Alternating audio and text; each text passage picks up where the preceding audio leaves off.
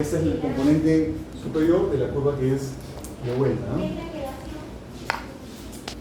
Acá lo que les hemos comentado de la curva de volumen-tiempo, el def1, cómo va luego el FBC haciendo esta especie de meseta. Acá la capacidad vital forzada y acá el def1. Muy bien. Eso era en la plexosomografía, ¿verdad? El asa expiratoria y el asa inspiratoria. ¿Cómo se prepara un paciente cuando uno va a hacerle una espirometría? Primero, informarle acerca de la prueba que se va a realizar y que es una prueba con esfuerzo.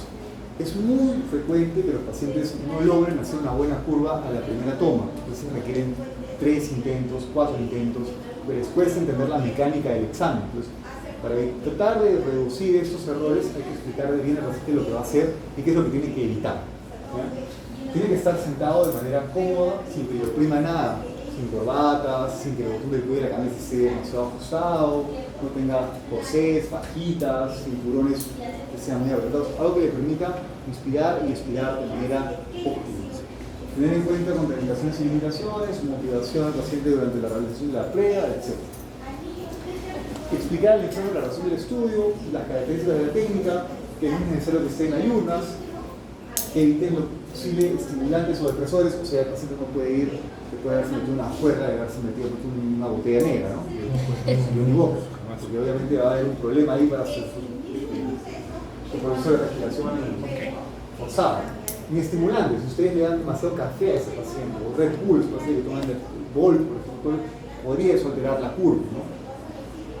No tomar ninguna medicación horas previas. Si ese paciente usa broncodilatadores, habrá que esperar por lo menos 4 horas mínimo para poder hacerle una prueba de esto. Es una máquina, por ejemplo. Otra cosa, no fumar, por supuesto, en horas previas al examen, también puede alterar eso el resultado del examen. No realizar ejercicio en los 30 minutos previos a tomarse el examen. Entonces, si yo, por ejemplo, soy un usuario de salbutamol, mínimo tiene que pasar 6 horas de que yo he dejado el medicamento para poder pasar la prueba. Pero no solamente el salbutamol, si hay salmeterol, por ejemplo, que es una agonista de beta-2 presión larga, que usan asmáticos 2 veces al día para controlarlo, eso lo tiene que haber dejado por lo menos 12 horas antes a tomarse la prueba. Si ustedes llegan, el paciente le dice 8 de la mañana el examen, y el paciente dice, ayer a las 11 de la noche tuve mi última inhalación de salmeterol, ya ese examen va a salir alterado, porque el tiempo de acción son más o menos 12 horas, y recién han pasado pues, de repente 9 horas. Entonces, no es suficiente, tendrían que ustedes dilatar el examen. Igual, ¿no? Para otros tipos de agonistas, beta-2, que hay de acción ultra larga, ya tendría que ser un día sin haber utilizado tratamiento. Ustedes salen con el paciente, tienen que hacer la recopilación de los medicamentos que toman. Si toman, por ejemplo, teofeminas, anticolinérgicos, cada uno tiene su tiempo, al cual el paciente debería haberlo suspendido antes de pasar al examen. Ahora, nosotros vamos a obtener una curva normal, ¿ok? En nuestra espirometría. Una curva normal y una curva del paciente.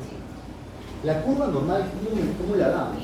Está en relación a una serie de variables que ya se han estudiado que tienen que ver con el sexo, con la talla, con la edad, con el peso y con la raza de la persona. Son variables que ustedes van a colocar en el equipo antes de tomar el examen a la persona. Si ustedes no le ponen las variables, no les van a dar los valores esperados. Valores esperados para esa edad, para ese sexo, para ese peso, para esa talla de ese paciente. ¿Ok? Los resultados deben interpretarse en relación con el valor que presentaría un individuo sano similar. Yo no puedo comparar cómo sería mi curva de función, para mí que tengo 37 años, que mido 1,85 m, que peso 80 kilos, con la doctora. ¿Y tiene cuántos años? ¿22? 22 años. ¿Cuándo mides 1,63 m? 63. ¿Y pesas 55 kilos? Sí. Ya. No podemos obviamente tener la misma curva para el valor esperado para nuestro sexo, talla y edad. Yo tendré una curva diferente que lo que tenía la autora, para la cual tenga que compararse mi propia curva. ¿Ya? La mayoría de kilómetros permiten escoger la tabla de referencia y calcular automáticamente los valores teóricos. ¿Cómo es la maniobra? Primero, boquilla. Eso tiene una boquilla descartable. ¿Dónde están las boquillas descartables? Creo que le tienen que pedir a la...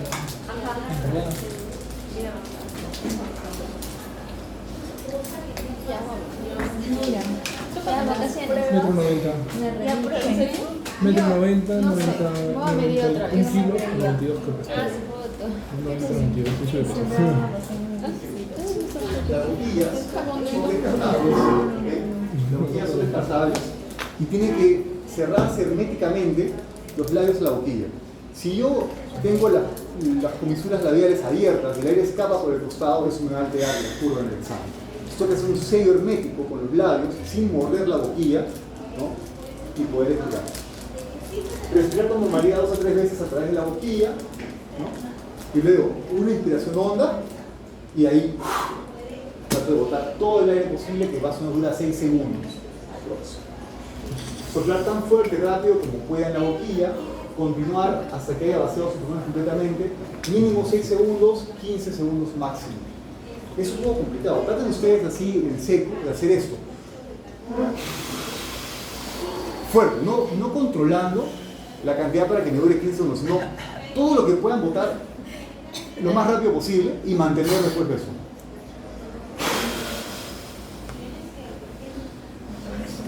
Hasta acá lo sentí. ¿Hasta ahí? Yo habría llegado de repente a 5 segundos, 10 segundos y se me acabó el aire. Es complicado llegar a 15 segundos y en eso tienen mucho problema los pacientes. Tienen que tener paciencia con ellos, especialmente si son pacientes que tienen alguna enfermedad. Valorar que la curva que está retrasando en la pantalla y la maniobra sean correctas, prolongar el tiempo de la respiración forzada durante más de 6 segundos si es necesario y hacer como mínimo 3 maniobras satisfactorias. Se tienen que obtener 3 curvas buenas del paciente para recién validar el examen. ¿Se hace eso en la práctica? Casi nunca. Porque uno está apurado, uno no tiene tiempo, se vuelve un montón de pacientes y ya. Una curva buena, listo, esa es tu curva, se acabó. Pero lo ideal es que hagan 3 curvas satisfactorias y tomen la mejor de esas 3 curvas para interpretar los resultados. ¿Cuáles son los principales errores? Que no se le explique bien al paciente. Que al momento de ingresar los datos no pongamos adecuadamente su sexo, su talla, su edad, su peso. Que no animemos al paciente a que haga todo el esfuerzo máximo posible al momento de expirar. Importante que el paciente produzca un esfuerzo submáximo. Que finalicemos la maniobra de manera prematura, que el paciente no esté en una posición correcta, que la boquilla esté mal puesta, que muerde la boquilla, que mete la lengua adentro de la boquilla también. O sea, hay pacientes que les gusta, no sé, jugar con su lengua y meten la lengua adentro de los huesos. Disminuye el flujo de aire que pasa por ahí. ¿Por qué Que todos salgan de la maniobra, cierre el óptico, o sea, hace así y al final empieza. Oye, para tratar de botar un poquito más de aire que para salir mejor en la prueba. Eso altera el resultado. Es evitar eso. Dice que no se puede meter lengua. ¿Por qué vas a meter la lengua? Bien. Entonces, ¿cómo tiene que ser una curva ideal? Tiene que tener un ascenso rápido, porque el BEF1 tiene que ser rápido, el resto tiene que botar casi todo. Un paciente normalmente bota aproximadamente el 80% de todo su volumen pulmonar en el primer segundo. Por eso es que el ratio tiene que ser normalmente más de 0.8. Okay. Los patrones espirométricos ya se los había comentado. Estoy lleno de hormigas. Vamos a ver.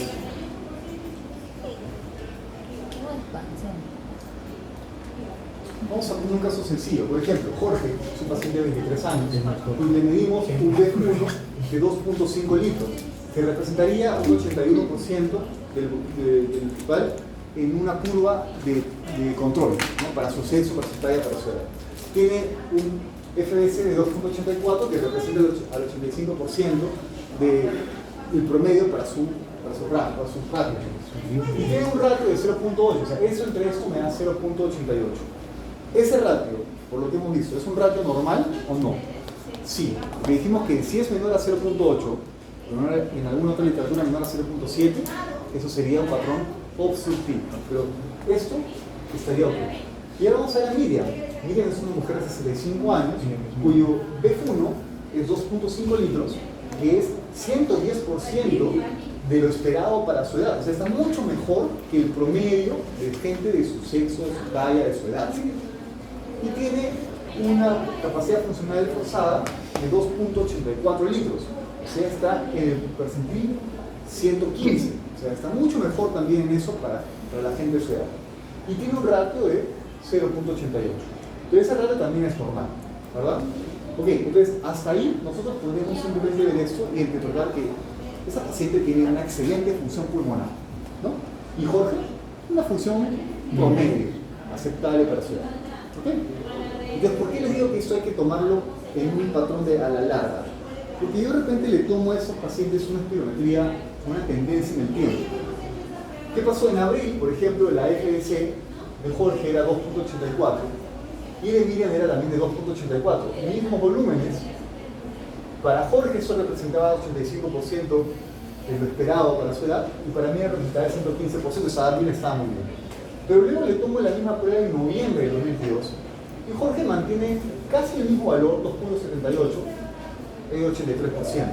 Mientras que Miriam ya no puede votar 2.84 litros, sino vota 2.42 litros, pero sigue estando en el 98% de lo esperado para su edad. Sigue estando mejor que la gente de su edad. Ok, pero hay una pequeña disminución. ¿Eso me debería llamar la atención? Tal vez. ¿Cuánto está disminuyendo? Más o menos unos 400 ml. Es un volumen viral. Es más o menos. Le vuelvo a tomar a esos pacientes un año después de la prueba. Y veo que Jorge sigue teniendo 2.80 más o menos litros, que es el 84% de lo esperado para sus parámetros. Mientras Miriam ahora vota 2.11 y está en el 85%. Sigue normal, ¿no? Más de 0.8 de su ratio. Pero, ¿cuánto ha perdido Miriam? Miren, casi 700 ml. Es un montón de capacidad respiratoria. Este paciente entonces me llamará la atención, por más de que tenga valores aparentemente normales esperados, sí, me llama la atención. Y digo, algo puede estar pasando con esta paciente. Tengo que profundizar otros exámenes, tengo que ver qué está sucediendo, a pesar de que sean valores normales. Pero es importante que la espirometría sea un examen que nosotros consideremos a largo plazo. No solamente un valor sale normal y me quedo tranquilo, usted no tiene nada. ¿Ok? Le dice, en este momento sí, está normal, pero habría que ver cómo sale acá a un año, de acá a 6 meses, hacer un control cada cierto tiempo, porque pueden cambiar los valores. Entonces, en 6 meses, Miriam había perdido 420, y en 12 meses había perdido 730 ml volumen. Eso es demasiado, a pesar de tener un porcentaje normal para lo esperado de su sexo cada día. Otro ejemplo, miren. Julio Ramón Rivero, ¿saben quién es, no? Sí. Un escritor bastante conocido peruano, un escritor que fumaba como chino en piedra. Trató de dejarlo alguna vez, pero dijo, no lo dejo ni a balas, esto es lo que me da a mí la posibilidad de escribir, de espontánea ansiedad, y siguió fumando hasta que murió de cáncer de pulmón. Ok, digamos que fuma 30, los últimos 30 años ha fumado 20 cigarrillos por día, fumador pesado, ¿no? Que fuma todo el tiempo. Y su BF1 es 2.48 y su capacidad vital funcional es 3.82. Están en estos valores esperados, ¿no? Pero si yo solamente me dejo llevar por esos valores, yo podría decir que tal vez está normal, ¿no? Porque está en porcentajes relativamente aceptables, ¿sí o no? Pero una vez que yo tengo el ratio, divido estos dos valores, mi ratio es 0.65. Es muy bajo. ¿Eso qué quiere decir? Que tiene un patrón obstructivo, posiblemente un enfisema. Porque habíamos dicho que ratios o cocientes entre BF1 y FDC menores de 0.7, menores de 0.8 son trastornos obstructivos. Pero este cociente posiblemente tenga un EPOC, un asma, un enfisema. Ahora, si yo sé que fuma, ya me imagino que puede ser un enfisema que tenga. Tengo dudas, ¿qué tendría que hacer? Espirometría, ¿no? Prueba de reversibilidad. Y si aún tengo dudas, ¿qué prueba es la siguiente? El BEF, DLCO. el CLO. ¿Okay? Para determinar la diferencia entre bronquitis crónica y enfisema, por ejemplo. ¿Okay?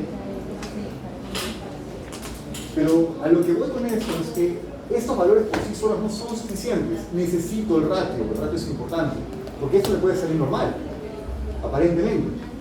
Pero cuando yo tomo en consideración el ratio, que es un valor importante, voy a ver que hay una disminución. Y voy a ver el problema y el patrón obstructivo de esta espirometría. ¿Y cuál sería el valor normal del ratio?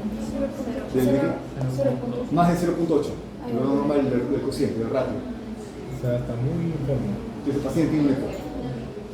Otra, paciente, Paulina, 77 años, BEF1, 1.22 litros, 44%, el BEF 3.82 litros. O sea, el BEF1, miren, es poco, ¿no? 44% lo esperado para su edad. A pesar de que su capacidad total es 115% esperado adecuadamente.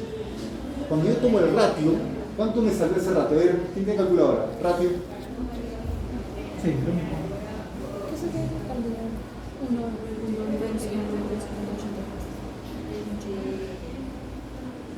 0.31. 0.31. Entonces, ¿acá qué sucedería? Posiblemente tenga un enfisema severo. Ahora miren, el ratio está sumamente disminuido. Esperaríamos que sea por arriba de 6.8. Y rápidamente podemos darnos cuenta, ¿no? Este valor está muy por debajo. El BEF1 en el primer segundo solo ha podido botar 1.22 litros de los 3.82 que tiene. Ni la mitad de lo que tiene dentro del pulmón ha podido botar en el primer segundo. Obviamente ese ratio, como eso está sumamente disminuido, eso también puede estar de repente disminuido o normal, pero esto está muy disminuido, entonces el cociente va a ser menor de 0.8, menor de 0.7. Entonces ahí va a haber un problema. Y ese problema es un trastorno obstructivo. Para el caso de esta paciente posiblemente sea un enfisema severo. Faltarían datos para terminar de precisarlo, pero es una posibilidad bastante importante, muy fuerte. Otro, María, 69 años. Miren esto, tiene un BEF1 de 1.5 y un FDC de 1.58 que son bajos para lo esperado para su edad y peso y talla. Sin embargo, su ratio es 0.94. ¿Qué tipo de patrón creen que tenga este paciente? Restrictivo. Pues esta paciente tiene un patrón restrictivo.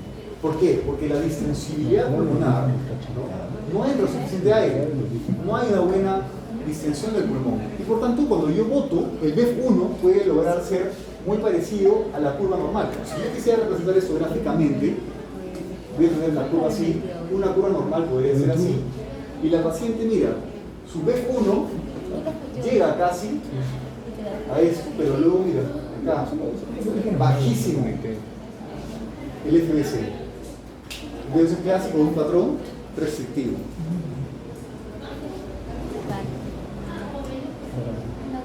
Y también a predominio, acá nos puede engañar, porque mire, tiene demasiado bajo el BEF1. ¿Es el Paulina, sí, no? Sí. Sí. Ah, María, estábamos hablando. Paulina. Bueno, ya. Estábamos de retrocedido en vez de avanzar. La anterior sí era. No confundir. Vamos a. Paulina tenía un BEF1 muy bajo y un FDC bastante normal. Entonces eso era un patrón obstructivo. Habíamos dicho que tenía un cociente de 0.32, por tanto, de menos de 0.7 es un patrón obstructivo. Mientras que María, 39 años, tiene ambos disminuidos, ¿no? Ambos disminuidos y su ratio normal. Entonces, ratios normales, que son más de 0.7, pero con bajo FDC, y bajo BEF1, pero a predominio de FDC, porque lo que está más bajo acá es esto, eso es casi el 80, más del 80% de esto, lo que vos en el primer segundo. Para ella su BEF1 está relativamente normal, para ella, pero la capacidad vital forzada está súper baja. Entonces ella sí tiene un patrón restrictivo. Tiene una fibrosis pulmonar idiopática. Listo, eso es todo lo que quería mostrarles de esto. Ahora vamos a proceder con la práctica. Necesito... Yo.